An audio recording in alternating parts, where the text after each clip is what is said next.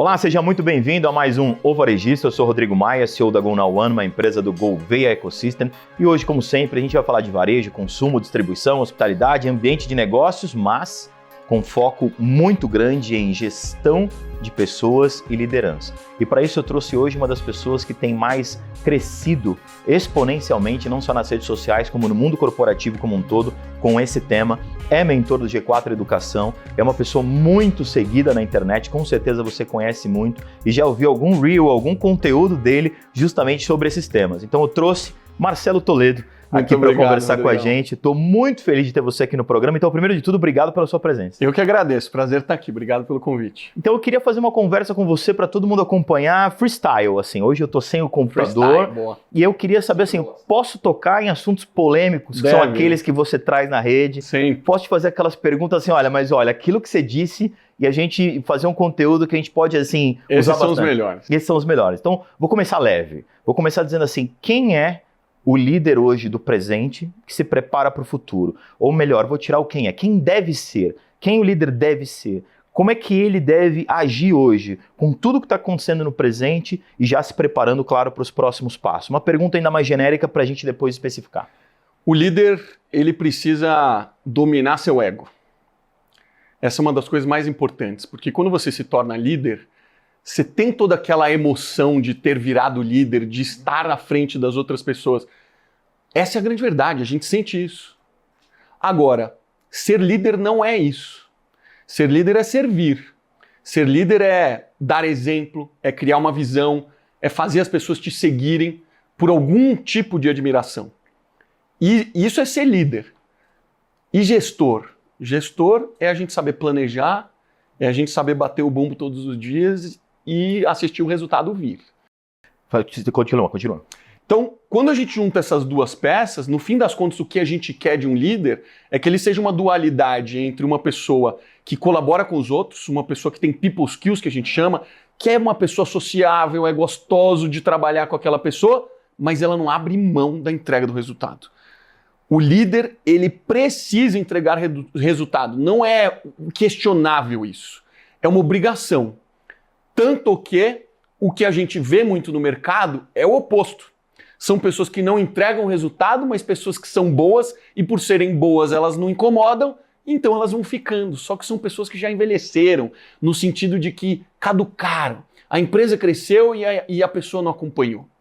Até que ponto esse incômodo ele faz parte? E qual que é o limite entre criar um ambiente saudável? Eu entendi muito o que você falou, eu conheço muito empresário nesse sentido, que está nos ouvindo inclusive, assim, Marcelo, existe uma dualidade, como você falou, mas eu vou trazer para uma outra caixinha essa dualidade, que é assim, eu líder preciso criar um ambiente saudável, preciso ter pessoas que se engajam comigo na minha empresa, na minha história ali como líder, mesmo se eu não for o dono da empresa, mas eu não posso esquecer do resultado, não posso deixar de ser firme.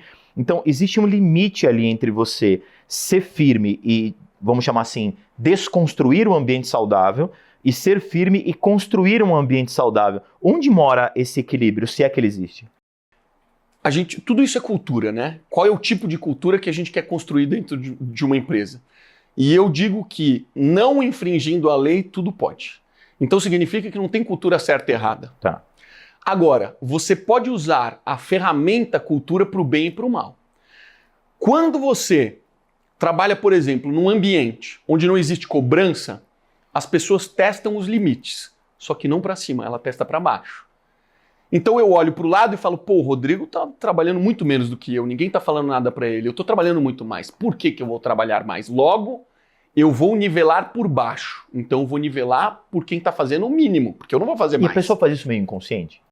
Eu acho que em algumas situações é a gente se enganando, sabe?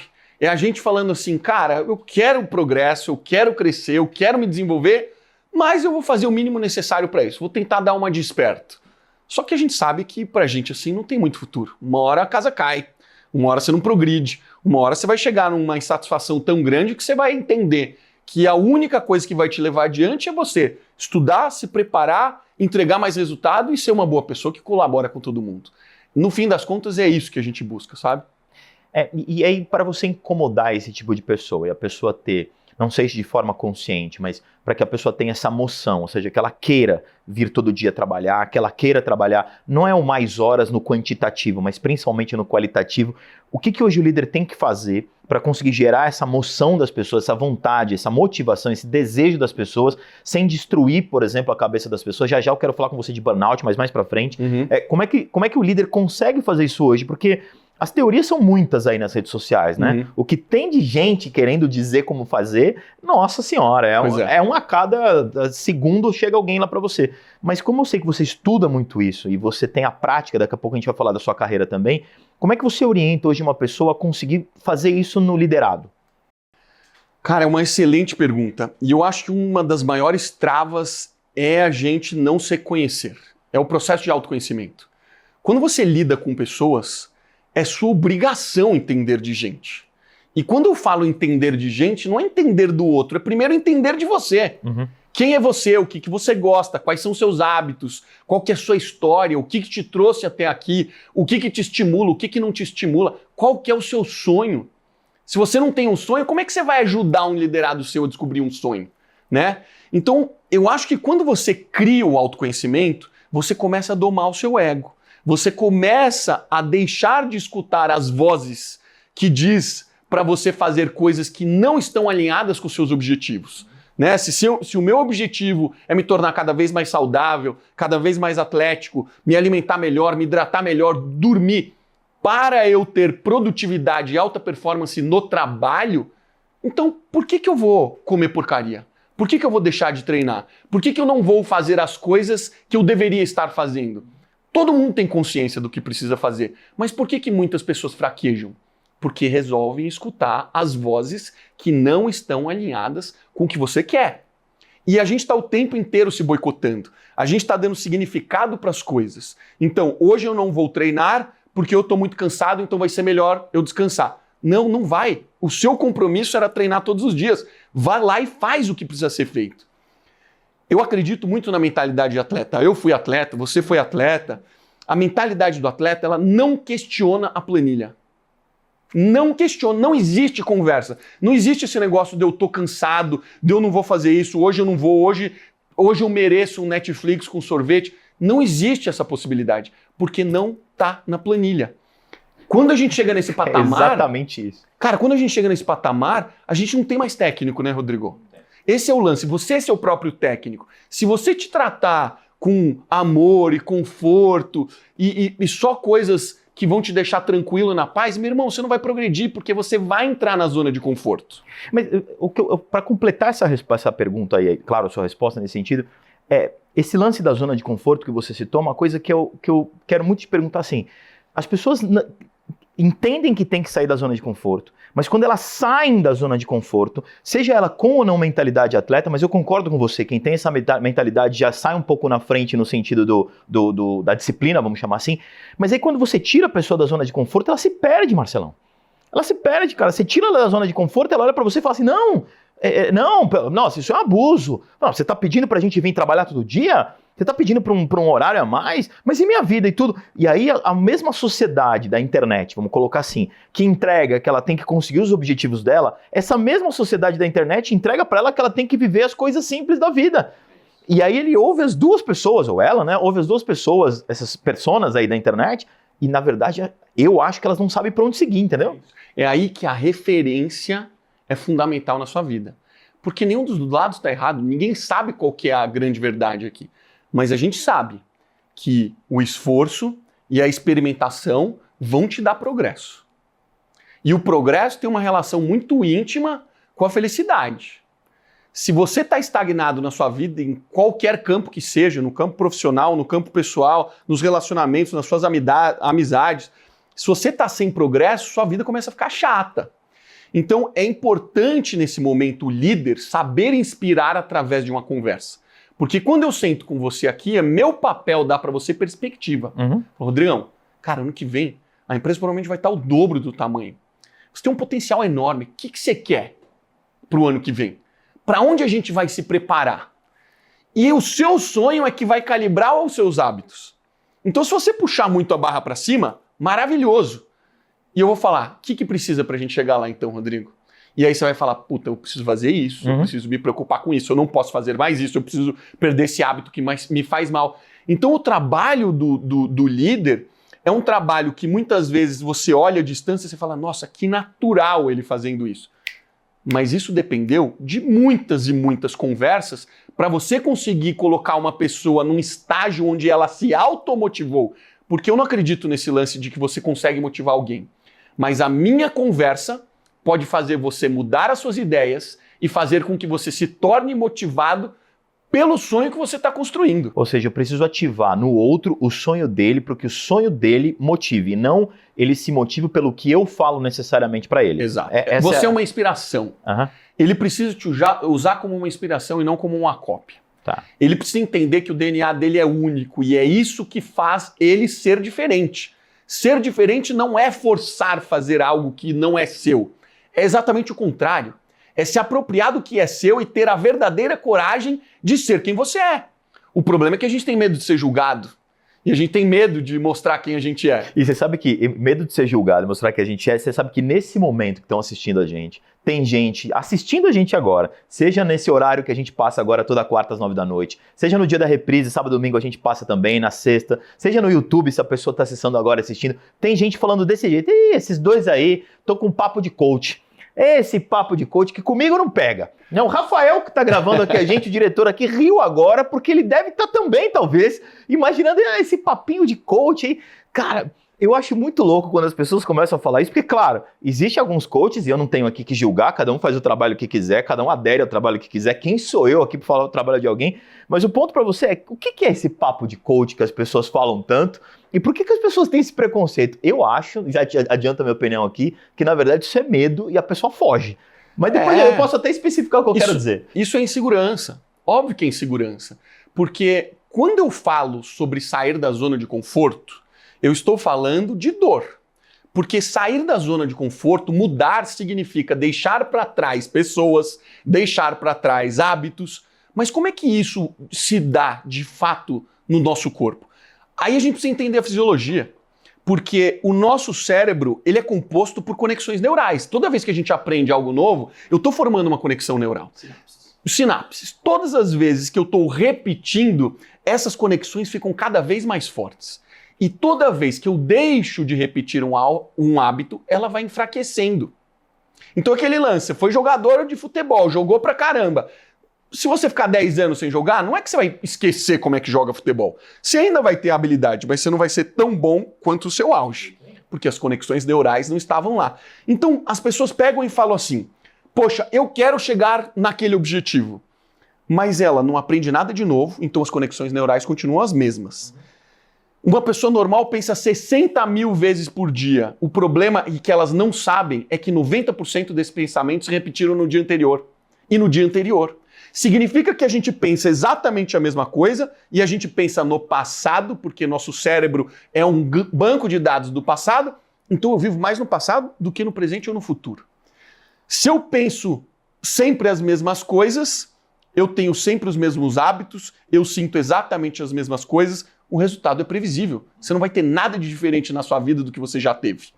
Mudar significa, então, construir novas redes neurais para eu poder ter hábitos diferentes e aí potencialmente sentir coisas diferentes e colher resultados diferentes. Isso dói. As pessoas não têm coragem de fazer isso. Então é muito mais fácil eu criar uma desculpa na minha cabeça e dizer, isso é papo de coach.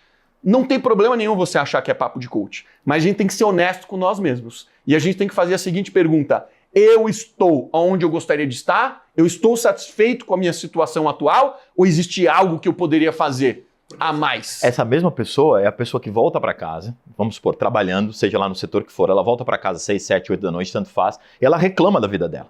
Ela vai lá, ela chega em casa, sei lá, com os familiares, ou com o espelho dela, se ela mora sozinha, com o cachorro dela, e começa a reclamar, minha vida, aquele trabalho, aquele chefe que eu tenho, aquela empresa, não tem jeito, aquela empresa não dá certo, poxa vida, é uma porcaria aquilo, ninguém respeita a gente. Reclama. Aí você fala, cara, você quer ir para um lugar diferente? Olha, tem isso, isso aí é papo de coach. Aí você fala, então, cara, se você reclama de um lado, é papo de coach do outro, e aí? O que você tá afim de fazer? Qual a solução? Qual a solução? Não é meio assim que a coisa acontece? E aí tem um lance descobriram esse ano isso. Foi o Dr. Andrew Huberman. Ele descobriu uma região do cérebro. É um dos maiores neurocientistas do mundo hoje. Fantástico. Ele tem um dos podcasts mais ouvidos do mundo. Então, uma referência. Ele descobriu uma região do cérebro chamada Mid-Cingulate Cortex. Essa região, ele estudou de forma extensiva e ele percebeu o seguinte. Essa é uma região do cérebro que se desenvolve na medida que a gente faz coisas que a gente não quer fazer. É crucial que você não queira fazer. Na medida que você repete, essa área do cérebro desenvolve. Agora, a partir do momento que você começa a gostar de fazer a atividade que você não gostava, perde o efeito. E essa região do cérebro ela vai diminuir, vai voltar para o estágio anterior. Ele nota também que algumas pessoas da população já têm essa região do cérebro mais desenvolvidas. Uma delas, e da mais importante, são os atletas. O atleta faz o que precisa ser feito. Por que nós não fazemos o que precisa ser feito mesmo quando a gente não gosta? A gente tem uma relação muito errada com a dor. As pessoas não conseguem entender algumas coisas muito importantes. Primeiro, nem tudo que dói faz mal para você. Nem tudo que dói faz mal para você. Treinar dói. Quase instintivo, né? Bati o dedo ali, machucou, não vou botar o dedo de novo. Isso é um instinto, né? E a pessoa acha que todas as dores você tem que reagir assim. E não é. A massagem o que é? Eu tô gerando estresse no seu corpo para te recuperar. Dói. Uma massagem bem feita dói. Treinar dói. Às vezes não comer o que você quer comer dói. Seguir uma dieta todos os dias de forma restrita, às vezes dói.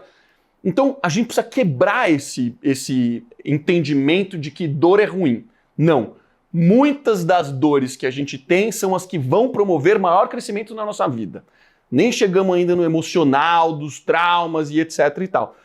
O segundo ponto que a gente precisa entender é que quando você começa a sentir a dor, ela é simplesmente um gatilho para te alertar que tem algo próximo de te atrapalhar. Próximo de te atrapalhar. O estresse hormético, que é esse que a gente está fazendo, é o estresse que traz mais benefícios do que malefícios.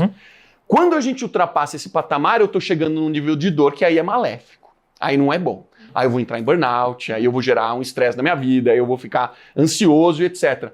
Mas a distância entre o gatilho do início da percepção da dor e a nossa tolerância, eles são muito distantes. Mas muito distantes. Então, quando você se trata com todo esse carinho de que não, eu preciso descansar porque amanhã eu não vou conseguir performar, eu mereço, você ainda não compreendeu qual que é o seu verdadeiro potencial. O quanto você tolera mais. Você ainda não entendeu isso. Só que isso é treinável, Rodrigo. Isso é treinável. Só um complemento. Dá de novo o nome do cientista e o podcast dele, até pra gente dar essa informação, que eu acho bem importante eu conhecer ele, mas por favor, dá você o nome. Chama Dr. Andrew Huberman. Ele é chefe de um laboratório em Stanford e ele tem um podcast chamado Huberman Lab. Então, se você quiser alguma informação a respeito, esse doutor é respeitadíssimo. Então, assim, um podcast fantástico. Fiz questão aqui que o Marcelo repetisse para todo mundo. E aí, só complementando o que você falou tecnicamente, até para todo mundo, me permita aqui, quando você pega as conexões neurais, por exemplo, que o Marcelo está falando, eu acho importante a gente tocar nesse assunto. Para quê? Para as pessoas que estão em casa saberem que a gente estuda isso. Opa. E que não é uma coisa que simplesmente assim, eu tô falando isso, porque come 10 bananas que o seu cérebro... Não é essas bobagens, né? Mas você pega, por exemplo, o neurônio, só para vocês saberem, tem uma coisa no neurônio chamada axônio. Axônio é que faz a condução de uma informação para outra para gerar sinapse. O axônio é revestido por uma coisa chamada baía de mielina, que é um tecido adiposo, ou seja, com gordura. Quanto mais a conexão fica forte por meio da repetição, mais ela fica robusta, essa bainha. Significa que cada vez a informação vai passando com mais rapidez e você vai ficando cada vez mais produtivo, por exemplo, nessas sinapses que você faz. Você sabe o que, por exemplo, é o mal de Alzheimer? Fraqueza na bainha de mielina.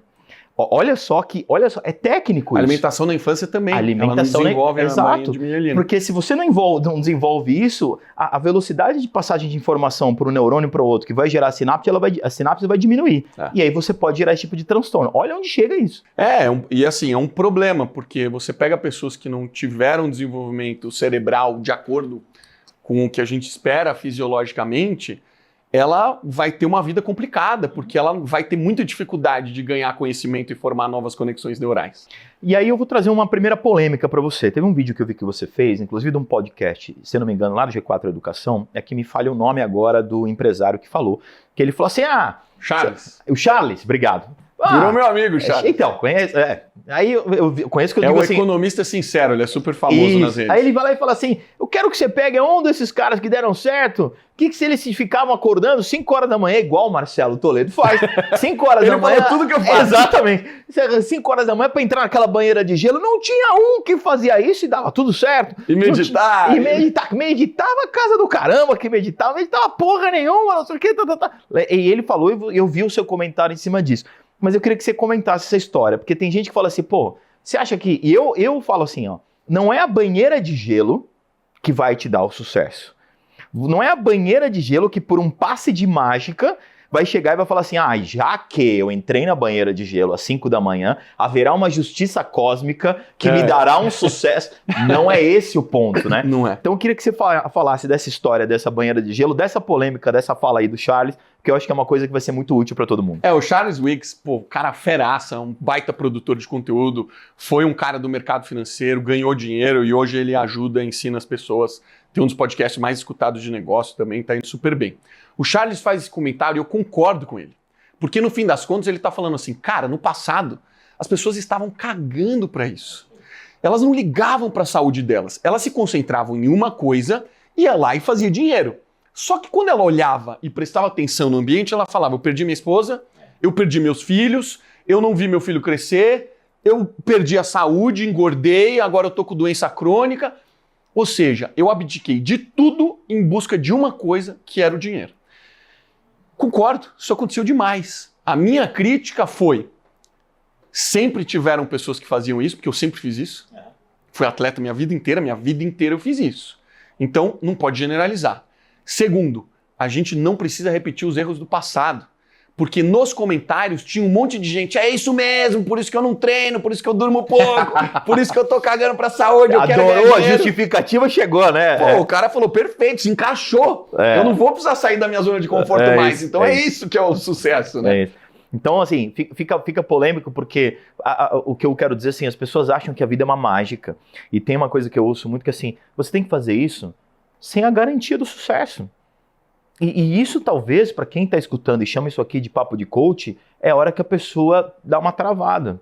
Porque a pessoa quer alguma coisa, Marcelo, atualmente, eu queria que você comentasse isso, como garantia. Ela quer igual você que tem o desafio que você colocou para você mesmo, de todo dia entrar numa banheira de gelo esse ano inteiro, ela acha que já que eu fiz isso é uma garantia de sucesso. As pessoas querem garantias. Eu quero fazer um curso com o Marcelo Toledo, com o Rodrigo, seja lá com quem for, com o Thales, tanto faz. Quero fazer um curso lá na G4, e aí eu saio do curso, portanto, terei sucesso já que eu fiz isso. As pessoas estão a fim de garantias e justiças. Você enxerga isso? Demais.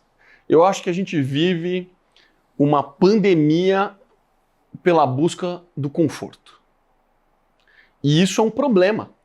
Você pega a nova geração, chamada de neném, que nem estuda nem trabalha, e é um percentual significativo. É assustador. O Brasil, na próxima década, vai ficar cada vez mais velho. Então a gente vai ter uma inversão da faixa etária populacional brasileira concentrada nas pessoas mais velhas. É esperado que os mais jovens trabalhem por eles, porque eles vão estar aposentados. Então, quando a gente olha para esse tipo de pessoa, são pessoas que não treinaram tudo isso que eu falo que é importante treinar. Fazer as coisas que te tiram da zona de conforto, fazer as coisas que você não quer fazer. Não se tratar com tanto carinho assim para algumas coisas que vão te fortalecer. Porque no fim das contas, Rodrigo, a gente se perde onde a gente quer buscar os saltos desproporcionais de crescimento. Pô, eu olho para um empresário e falo, puta, olha aquele cara ganhando R$1 bilhão, eu não ganho nem 1 milhão ainda. Calma, cara, um degrau de cada vez. Por isso que eu pego assim, tira todo o peso das suas costas. É um dia de cada vez. Ontem, o que você fez que te ajudou e o que você fez que te atrapalhou? Melhora de ontem para hoje. Faz menos coisas que te atrapalham, assiste menos Netflix, lê a porra de um livro, faz o que vai te dar progresso no dia seguinte. E só foca nessa palavra, progresso. Se você tiver progresso todos os dias da sua vida, não tem como. Se você estiver experimentando coisas diferentes, resultados diferentes vão vir. Mesmo que você não chegue a 1 bilhão. Cara, isso pouco importa, na verdade, no fim das contas, né? Pouco importa, mas assim, as pessoas vão para esse raciocínio, Marcelo. É. As pessoas... Não, mas se eu não chegar... Porque é uma coisa que se a gente pegar o Will Durant, se a gente pegar Aristóteles, excelência não é uma linha de chegada, excelência é um hábito. O dia que você deixa de executar a busca pela excelência, você a perde. Não é um lugar em que termina uma corrida de automóvel, não sei o quê, que alguém vai te dar uma bandeirada. Você chegou na excelência, bandeirada. Não, é o contrário. Se você busca essa bandeirada, você está no lugar errado. E a sociedade está mudando esses valores, né? A partir do momento que a gente começa a ter, por exemplo, em uma competição, 20 medalhas, de primeiro a 20º lugar, o que eu estou dizendo é, eu estou ensinando a população que elas não precisam aprender a perder. E uma das lições mais importantes que eu tive como atleta foi aprender a perder. Irmão, a vida é dura, aprende a perder. Quando você aprende a perder como atleta, você entende o real significado do seu trabalho. Especialmente quando você é um atleta individual, como na natação. Meu irmão, só depende de você. Se você estiver se preparando e fazendo tudo o que precisa ser feito, você se apresenta e dá o seu melhor todos os dias, você vai ter progresso. Se você falta, se você não faz dieta, se você sai à noite, se você bebe, se você usa droga, você não vai ter o resultado. E aí eu te faço uma pergunta para a gente encerrar o primeiro bloco. O que tira o Marcelo Toledo da zona de conforto? Fazer as coisas que eu não quero fazer. Cara, muitas vezes, Rodrigo, eu pego e falo assim, quem foi inventar esse negócio de entrar na banheira de gelo todos os dias? Aí você olha pro espelho e fala, eu mesmo, né? Fui eu! E eu vou continuar fazendo. É meta, cara. É meta. Óbvio, cara, em muitos momentos é gostoso, mas não tem uma vez que você não entra que é dolorido. E eu faço logo pela manhã. Então me tira demais da zona de conforto. Você acorda várias vezes com o seu cérebro falando pra você assim, não vai lá hoje? Ou você já Depois adquiriu... que eu acordo... Não, assim, tocou o despertador. Aí você tem aquele segundinho que o teu cérebro fala assim, não precisa ir hoje? Ou você já disciplinou isso no seu cérebro? Não, isso eu não penso mais. Mas eu vou sabendo que eu não quero ir. Entendeu? Falei, cara, hoje eu não queria ir. Hoje eu não queria ir. Mas eu vou. Não é uma condição pra mim. Não existe essa condição. Se eu estiver em casa, eu vou fazer a banheira de gelo. A regra que eu trouxe é, se eu estiver viajando, aí não tem mágica. Se tiver e for fácil, eu faço. Fora de casa, não dá. Uma questão de conveniência, né? Agora, eu não questiono mais ir. Assim como eu não questiono ir para o treino, assim como eu não questiono me alimentar direito, etc. Então, é um treino. O que eu estou fazendo, no fim das contas, é um treino. Mas outra coisa que ainda me tira desse centro são as coisas que impactam a gente emocionalmente de forma muito intensa.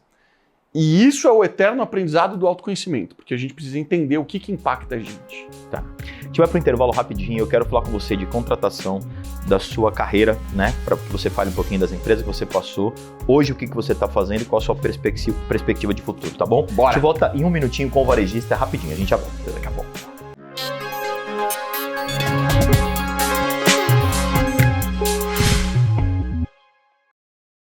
Voltamos rapidinho com o Marcelo Toledo para a gente falar de gestão de pessoas, que o primeiro bloco, assim, a gente falou bastante coisa e bastante forte, e a gente vai entrar em algumas polêmicas agora, e uma delas que eu quero entrar com você, mas antes até de entrar nessa polêmica, me desculpa, eu quero só fazer uma seguinte questão, até para você pontuar, de repente, para alguma pessoa que ainda não te conhece.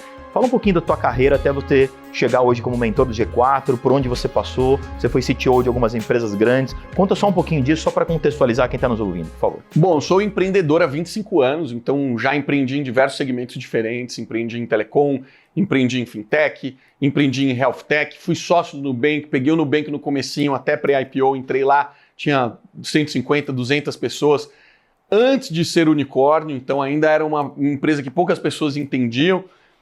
De lá para cá são 25 anos, estou abrindo uma nova startup agora, ainda não estou falando dela ainda porque a gente não começou, está em stealth mode, e eu estou cada vez mais me concentrando nesse mundo de educação que se abriu para mim, se tornou um ambiente que eu gosto de estar, então eu tenho dado cada vez mais palestra e cada vez mais treinamento nas empresas. Tá, mas uma carreira sólida aí do ponto de vista empresarial. Né? Então, 25 anos, né? 25 anos. 25 anos, comecei a trabalhar cedo, comecei a programar, sou programador, né? Comecei a programar com 12 anos de idade.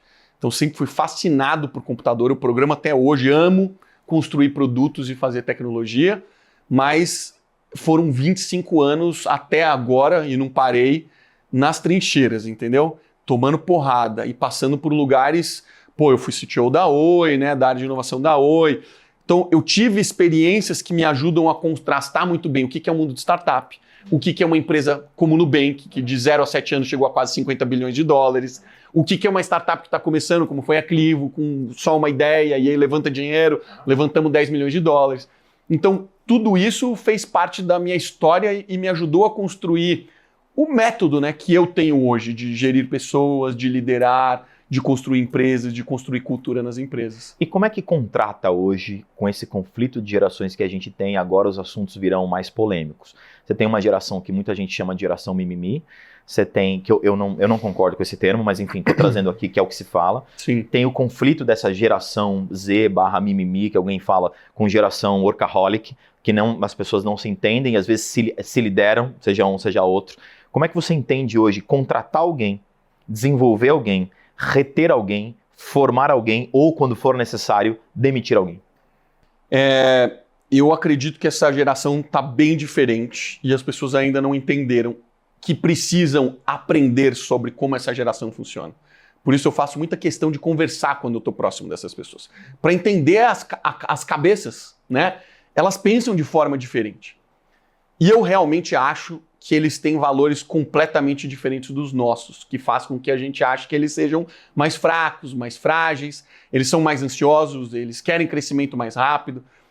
Como é que a gente deve tratar isso, Rodrigo? Como a gente sempre tratou. A gente só contrata quem entrega resultado e quem é alinhado à nossa cultura. Independente de quem é. Pode ser azul, amarelo, branco, preto, não importa. A gente quer pessoas que entreguem resultado e estão alinhados à nossa cultura. Não existe profissional que entra na empresa que não vai entregar resultado. E não deve se aceitar pessoas que entram na empresa e ferem a cultura. Ferir a cultura, primariamente, é atropelar os processos, é fazer de uma forma que a gente não concorda, que não está alinhado aos nossos valores. Então, para isso significa que eu preciso trazer gente. E para trazer gente, eu preciso saber contratar. Quase 90% das empresas contratam por conhecimento técnico, mas quase 90% das demissões acontecem por fit cultural. Ou seja, está invertido. A gente deveria se concentrar em buscar o encaixe cultural, essa pessoa de fato está alinhada com os meus valores e com os valores da empresa, e aí sim eu consigo montar um time forte. Essa é a base de um líder. O líder que não sabe de pessoas não consegue distinguir quem que é o bom profissional do mau profissional. O processo de contratação estruturado ele tem que passar pelo menos por 3 etapas. 3 etapas que podem envolver várias pessoas. Uma vaga simples deveria envolver de 5 a 6 pessoas no mínimo. Eu estou falando de entrevista cultural, eu estou falando de entrevista técnica e eu estou falando de perfil comportamental. Porque sempre existe um perfil mais adequado para uma vaga. Uma vez que eu faça isso de forma estruturada e eu repito isso por muitas pessoas, aí sim eu aprendo, porque a gente aprende por comparação. Pô, entrevistei o Rodrigo, entrevistei o Marcelo. Como é que eles são entre si? Pô, o Rodrigo é mais técnico, o Toledo é menos técnico, mas o Toledo é melhor de pessoas, o Rodrigo é pior de pessoas. Aí pronto, eu começo a comparar. Aí vem um terceiro, aí vem um quarto, um quinto, um sexto. Aí pronto. Aí eu começo a ter uma amplitude de entender quem de fato é bom tecnicamente, quem tem encaixe cultural e qual que é o perfil mais adequado pra gente. E isso não significa que eu imagino que já tem um monte de gente pensando assim, mas isso vai ser muito burocrático. Fazer um processo seletivo estruturado não significa que ele vai ser lento. Você pode fazer um processo seletivo, eu implantei esse processo no Nubank, lá a gente testa muito, que era assim, o candidato chegava às 8 horas da manhã, fazia um tour pelo escritório, e aí ele iniciava a bateria de entrevistas. Meio-dia, a gente se reunia, todo mundo que participou, fazia o processo de decisão, voltava para ele com uma proposta ou um feedback do porquê que ele não passou.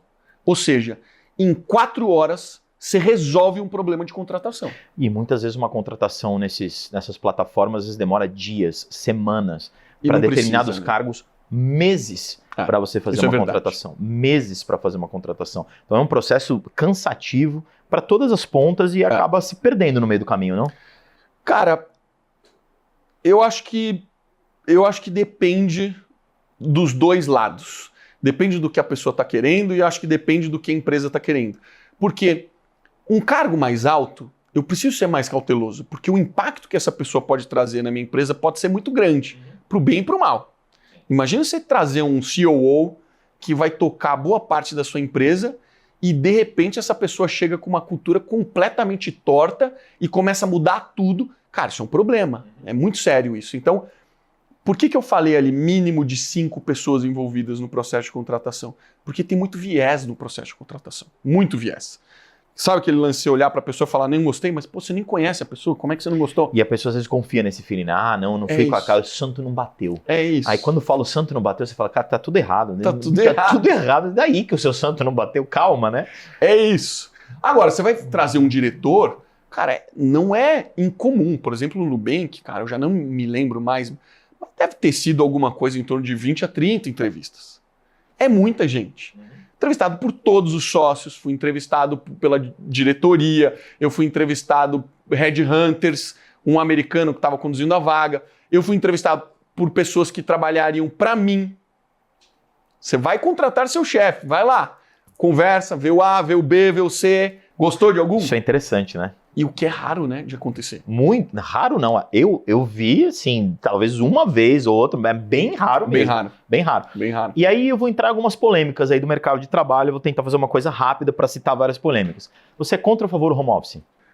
A favor, totalmente. Em que modelo? No modelo onde a gente tem gestão. O home office revelou que a gente não sabe fazer gestão. É isso. A gente não sabe fazer gestão. Quando você tem um modelo de gestão forte, significa que você não deixa nada passar.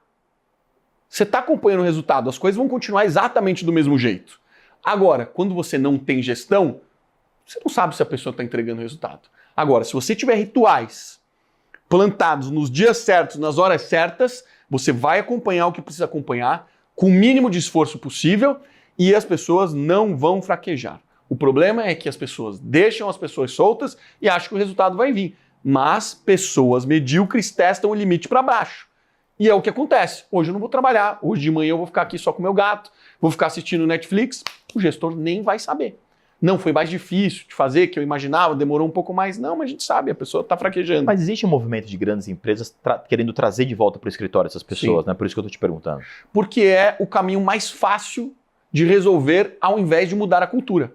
Então pense o seguinte, isso é mudar a cultura da empresa. Sim. Não fazemos uma boa gestão e agora que a gente está vivendo home office, nossa produtividade caiu. O que é mais fácil? Eu voltar para o estágio anterior, onde esse problema era menor, ou eu vou tentar mudar a minha cultura e fazer com que esse navio gigantesco aprenda a fazer gestão? É difícil pra caramba mudar a cultura da empresa. Então, eu não recrimino e nem critico quem está fazendo isso. Eu entendo. Só que eu digo, este é um caminho inevitável. É inevitável. Ou você aprende a fazer gestão no modelo home office, ou você não vai ser competitivo perante as outras empresas. Eu entendo que é mais fácil construir cultura no ambiente presencial. Eu entendo todas essas questões, mas não significa que não é possível fazer de outro jeito. Tem uma empresa chamada GitLab, ela é gigantesca essa empresa, ela começou do zero, ela se tornou uma baita empresa e nunca teve um escritório na vida.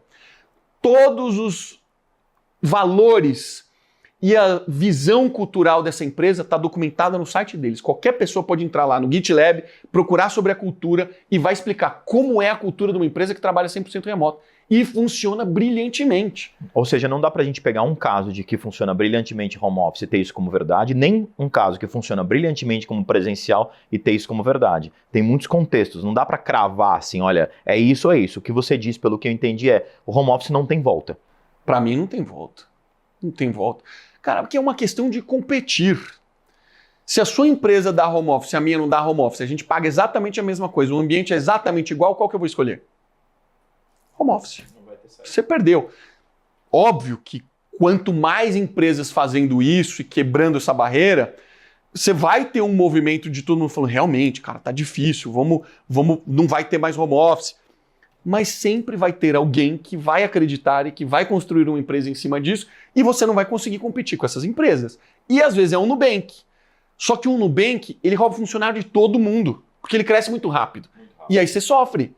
Porque você vai perder funcionários, você vai ter que contratar outras pessoas. E é pensando em crescimento rápido e em pessoas, como você disse, saiu recentemente uma pesquisa, recentemente mesmo, todas as mídias, CNN, aqui na BMC, Estadão, etc., que a geração Z, essa geração que a gente está dizendo, eles não querem ser líderes e gestores. Isso foi, nossa, saiu a rodo, acho que foi semana passada, se eu não me engano. Como é que você enxerga isso? Pessoas que dizem, eu não quero ser gestor, eu quero lá, quero fazer e eu não quero ser gestor. Você acha que as pessoas estão fugindo de responsabilidade? Você acha que é uma característica geracional mesmo? Ou tem algum defeito nessa história, tem algum problema nessa história que a gente não está enxergando? Eu acho que ninguém pode dizer que não quer algo sem ter antes experimentado. Mas você acha que elas não experimentaram como filho, filha de pessoas que viraram líderes? Eu não quero isso para minha vida. Eu acho que ela, sim, deu um significado para o papel de liderança diferente do que na realidade ele é. As pessoas enxergam o papel de líder como um fardo muito grande. E, obviamente, tem partes muito difíceis de ser líder. Você é solitário, você vai tomar decisões que não são populares, é seu papel tomar essas decisões. As pessoas não vão ficar felizes sempre, o líder nem sempre agrada todo mundo, você, em muitos momentos, acumula todas as responsabilidades de todo mundo que está no seu time, então qualquer o que acontece, a responsabilidade é sua. Então, o peso da cobrança, o peso da meta, é um trabalhão ser líder, mas quando você muda a vida de uma pessoa, não existe nada mais forte do que você acompanhar uma pessoa que saiu da extrema pobreza e trabalhou com você e aprendeu um ofício e se desenvolveu e foi para outro mercado e cresceu e se desenvolveu e hoje é uma pessoa que traz impacto para a sociedade. Quem fez isso? Ela que fez, mas eu ajudei a conduzir. Nesse momento é um momento de maior orgulho para o líder. Não tem coisa mais incrível para um líder você ver o progresso das pessoas que trabalharam com você e ela ser grata pelo momento que vocês trabalharam juntos. Tá. E num terceiro tópico agora, qual hoje você acha que é o grande defeito, o grande problema, a grande vulnerabilidade das empresas hoje? Quando a gente vê empresas no Brasil, muitas delas começam e não continuam. A gente tem uma porcentagem muito grande, você também estuda bem essa área, você sabe disso. Qual hoje você acha que é o grande problema? É gestão de pessoas? É a figura do líder? É o modelo de negócio? É um conjunto de tudo isso? Qual a visão sua sobre tantas empresas no Brasil acabarem não prosperando? Vou dar uns dados, então, para ilustrar o que a gente está falando. Vai lá. 22% das empresas brasileiras morrem antes de completar um ano. 50% das empresas brasileiras não ultrapassam 5 anos de vida. Não temos dados além disso, mas estima-se que somente 1/3 das empresas ultrapassam 10 anos de vida. Do ano retrasado para o ano passado, a gente aumentou em 25% a mortalidade das empresas brasileiras. O que significa que ser empreendedor é algo extremamente arriscado. As estatísticas não estão ao seu favor. O brasileiro, e eu falo brasileiro porque é um ambiente que eu domino, ele é muito mais corajoso do que detentor da técnica, do como fazer. Então, ele olha um problema, ele fala, eu vou resolver esse problema. E aí nasce uma empresa. Só que ele não sabe como fazer. Ele vai fazendo conforme ele acha que deve fazer. E às vezes dá certo, e às vezes ele encontra o mercado e começa a ganhar dinheiro, ou ele vira um pequeno empresário, médio empresário ali. Só que, enquanto ele não aprender a ser gestor, ele vai se tornar um impeditivo para a empresa dele crescer. Porque chega um momento que o mercado está falando assim para você, ó, agora você chegou no seu limite. Você precisa de mais estrutura, porque toda empresa, Rodrigo, flerta entre o caos e a ordem, sempre. Quando eu estou demais no caos, significa que eu errei. Eu não consegui dar estrutura. Estrutura é processo, é sistema, é gente, é como as pessoas se organizam. Então eu preciso dar ordem. Na hora que eu dou ordem, eu volto um pouco para a intersecção entre o caos e a ordem. E o caos ele é necessário, porque o caos dá estímulo. Ele dá desafio para as pessoas. Um certo desconforto, né? É um certo desconforto. Então não dá para ser totalmente confortável. Não, tem que ter um pouco de caos. Agora, o que o empresariado brasileiro se esquece é que o que te trouxe até aqui não vai te levar adiante. O trabalho que você faz hoje é 100% operacional e isso não traz valor para o seu negócio, deveria ser estratégico. E para você ser estratégico, você precisa aprender a implantar um modelo de gestão. Você precisa ter processo, você precisa começar a trabalhar com dados e não opinião, você precisa ter tecnologia e você precisa ter as pessoas certas nos lugares certos. Quando você faz isso, você constrói uma cultura forte. E aí você progride. Enquanto você não fizer isso, você vai ficar preso no operacional, não é você que trabalha, Não são as pessoas que trabalham para você, é você que trabalha para as outras pessoas, porque você trabalha orientado a problemas. Então o Rodrigo está aqui na sala, eu falo, Rodrigo, deu problema no cliente A, cara, o que a gente faz? Aí gastei meia hora do seu tempo. Já tem outro na porta, vem aqui então, o cliente A quer fechar, mas ele pediu mais desconto que o normal. O que a gente faz? Não é você que está escolhendo a sua agenda. Eu estou escolhendo a sua agenda, baseado nos problemas. Então, na verdade, você não é o líder, você é liderado pelas pessoas. Olha a inversão de valores que acontece numa empresa dessa, que vive no operacional.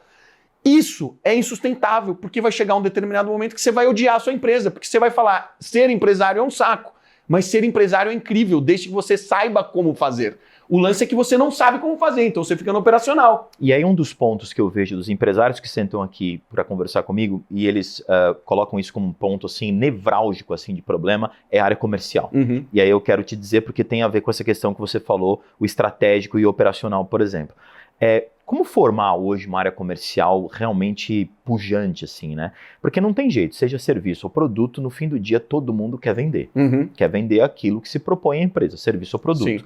E hoje criar um departamento comercial é um desafio enorme, né? E muitos empresários são vendedores, né? E tem essa veia comercial e se colocam ali no operacional para fazer a venda. E quando ele sai da venda, ele, empresário, vai fazer exatamente o que você falou. Delega, consegue treinar, não tem a mesma performance que tinha quando ele estava lá. Como é que ele resolve essa encrenca aí?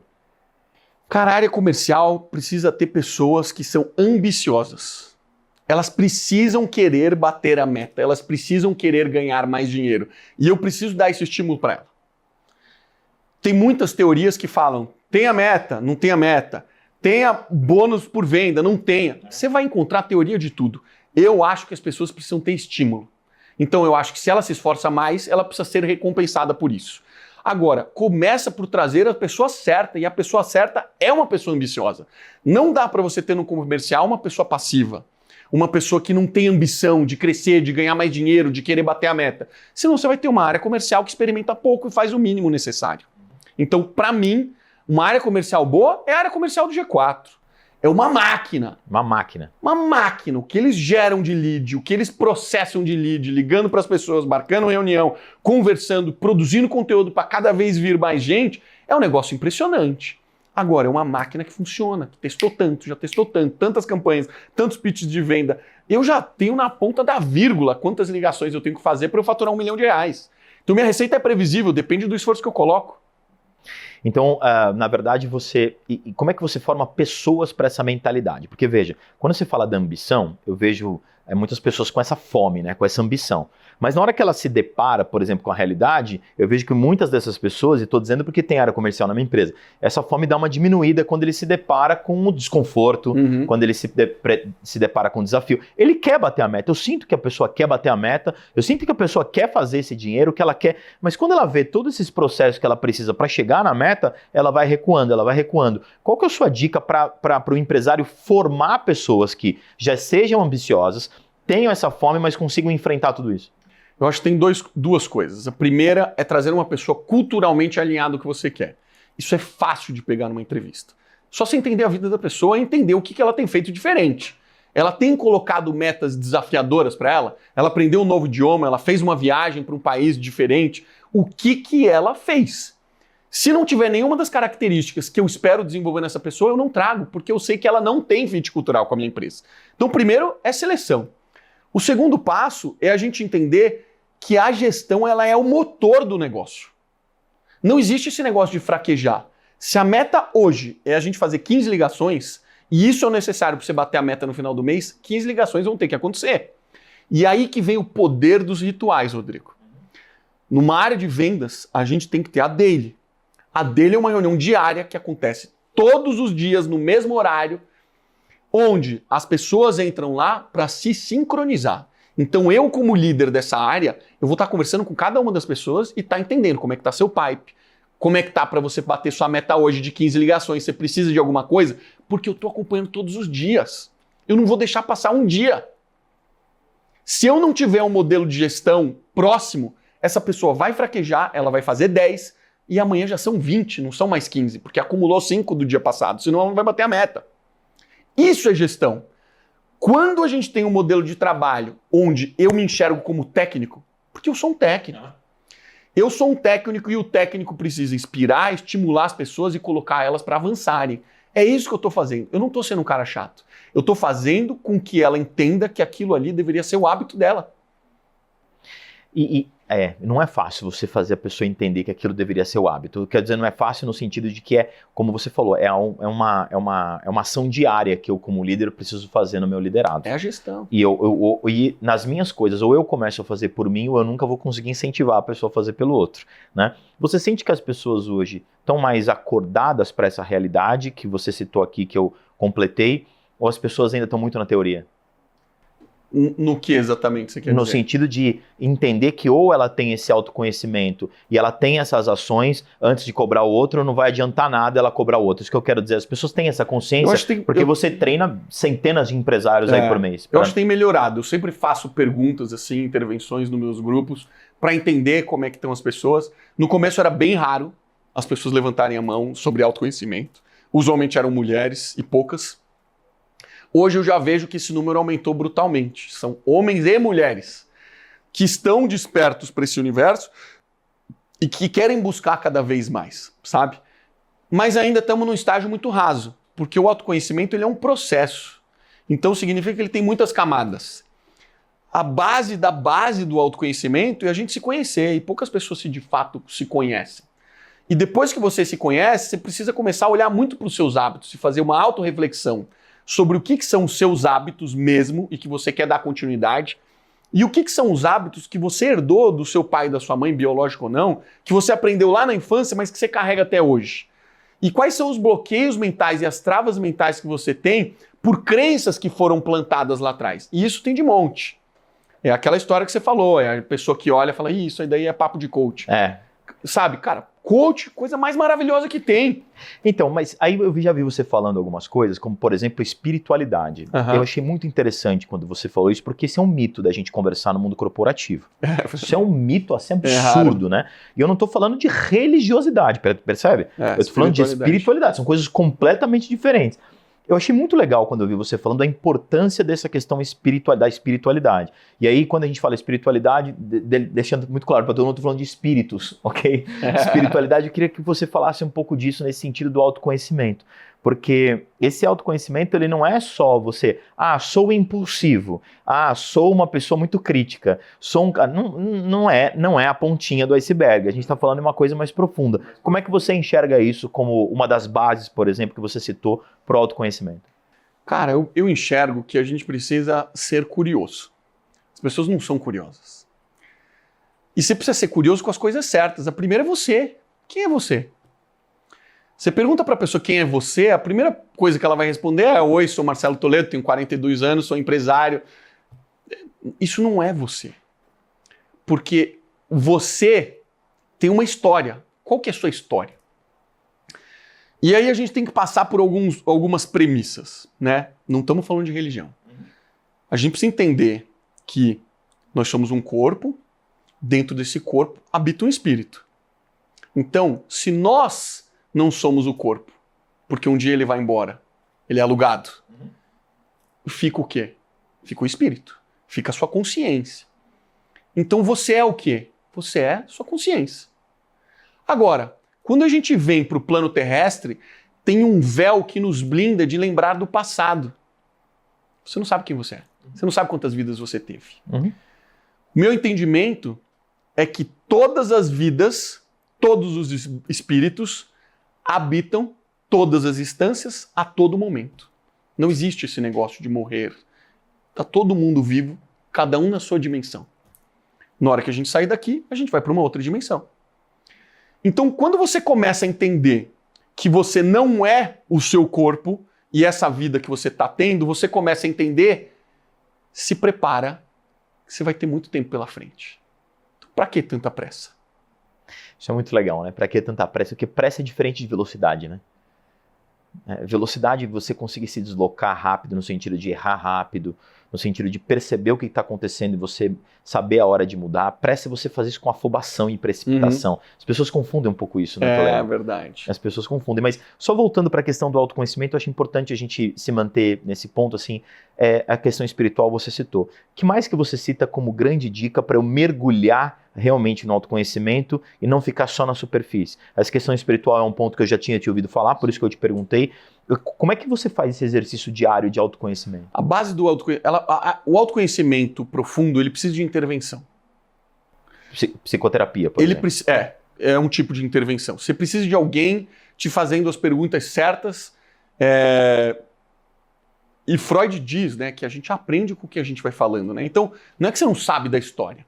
É que, na medida que você vai recontando as histórias, as fichas vão caindo. Às vezes leva uma semana, às vezes leva um mês, às vezes leva anos. Tudo depende da sua história, né? Então, o autoconhecimento mais profundo, ele precisa de intervenção.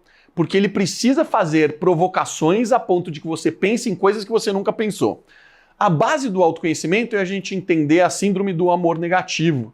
Onde a síndrome do amor negativo leva como padrão de que em algum momento na sua infância faltou o amor de mãe e pai. Ou seja, papais e mamães, esqueçam que vocês nunca vão conseguir acertar 100% do tempo. Vai ter um momento que você vai errar a mão e aquilo ali vai fazer um trauma no seu filho ou na sua filha e tá tudo bem, porque isso acontece com todo mundo. Você está tentando acertar. Agora, nós como adultos precisamos lembrar que nosso intelecto é formado dos 0 aos 7 anos de idade e dos 0 aos 7 anos de idade nós estamos com papai e mamãe, biológico ou não. Significa que aprendemos por imitação. Eu observo, vejo como são os comportamentos e eu repito esses comportamentos. Esses comportamentos eu levo para o resto da minha vida. Só que eu fiquei adulto, eu já esqueci o que aconteceu no meu passado, dos 0 aos 7 anos. Só que isso está no seu subconsciente. Isso está instalado lá. O processo de autoconhecimento consiste em, primariamente, voltar ao passado, examinar as pessoas que te criaram, entender os seus hábitos e comparar com os seus. Nossa, cruza um monte. Isso, na verdade, não é meu, é do meu pai. Isso, na verdade, não é meu, é da minha mãe. Esse hábito não é meu. Eu sinto isso quando eu vejo alguém por causa da minha mãe. Você começa a fazer essas conexões. E aí você começa a separar o que é seu e o que é do outro. Porque não tem problema nenhum você herdar hábitos dos outros, desde que você queira ter esses hábitos. Porque tem hábitos que são nocivos para a sua vida. Então isso é a base do autoconhecimento. Depois disso, você vai começar a ter um aprofundamento, onde você vai ainda mais fundo em examinar tudo que te incomoda. Qualquer coisa que veio na sua frente, o cara buzinou para você, você ficou chateado. Por que você ficou chateado? Isso existe uma razão por detrás, a gente precisa entender. Porque o autoconhecimento, ele traz a luz para quê? Para você mudar. O único sentido do autoconhecimento é você tomar consciência e mudar. Progredir. Progredir. Então, de fato, o que a gente quer é aprender, tomar consciência e falar: isso eu quero para minha vida, isso eu não quero para minha vida. E as pessoas têm medo, às vezes, de quando encontram uma pergunta. As pessoas têm medo, às vezes, de quando encontram algo que não quer e de abandonar esse que não quer. Seja lá o que for, né? Então, assim, encontrei aquilo, não gosto, aquilo me incomoda, eu preciso abandonar. Rodrigo, eu tenho uma amiga que ela é louca para fazer coisa de autoconhecimento e ela tem uns 3 anos já, talvez até mais, que ela me procurou e falou assim: pô, você falou uma vez daquele curso de autoconhecimento, você recomenda? Eu falei: recomendo, vai lá, toma aqui o contato, fala com ela, pode usar meu nome, etc. Aí passa um ano. Aí ela pergunta: e esse negócio de ayahuasca aí que você tomou, é legal mesmo? Você acha que pode ser uma coisa legal de autoconhecimento? Acho, tá aqui o contato, vai lá, fala com ele, usa meu nome, etc. Já tem uns 3, 4 anos isso, ela não foi até hoje. E nenhuma e nem na outra. Nenhum nem outro. E por que ela não foi? A gente tem que respeitar isso, porque a gente tem medo de examinar a nossa vida. Tem muitas pessoas que têm histórias muito complicadas e difíceis. E às vezes é dolorido você voltar neste tema. É dolorido você ter que enfrentar a verdade. Mas o progresso está exatamente depois que você fizer isso. Enquanto essa trava existir na sua vida e você não quiser olhar e enfrentar a realidade, aquilo vai te acompanhar pro resto da vida. E vai te atrapalhar. E você, o pior, né? Vai te acompanhar pro resto da vida e você vai ficar o resto da vida reclamando, né? Não vai mudar. O que é um problema. Você pega os idosozinhos, quando o idoso ele não desenvolve o autoconhecimento, ele fica chato, porque ele só reclama.